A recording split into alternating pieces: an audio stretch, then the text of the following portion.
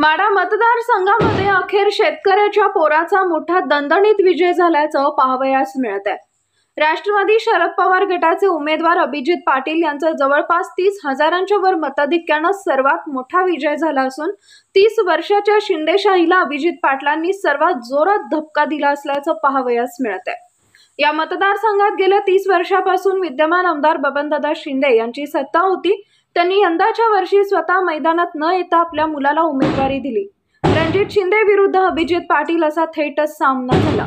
सफरचंद आणि तुतारीच्या सामन्यांमध्ये तुतारीनं जोरदार बाजी मारली आहे। अभिजित पाटील यांनी विठ्ठल कारखान्याच्या माध्यमातून 3,500 रुपयांचा दिलेला दराचा धक्का या मतदारसंघात परिवर्तनाची नांदी नव्हे तर विजयाची नांदी ठरल्याचं पाहावयास मिळत आहे। 30 वर्षाच्या शिंदेशाहीला अभिजित पाटील यांनी मोठी धूळ चारली असल्यामुळे अभिजित पाटील गटाकडून मोठा जल्लोष साजरा केला जातोय।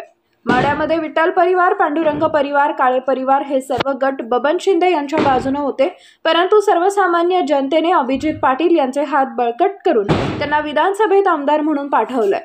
शेतकऱ्याचा एक पोरगा विधानसभेत आमदार म्हणून गेला असल्यामुळे या मतदारसंघातील निकालाचे परिणाम भविष्यात पंढरपूर शहर व तालुक्यातील राजकारणावर होणार असल्याचंही पाहावयास मिळणार आहे।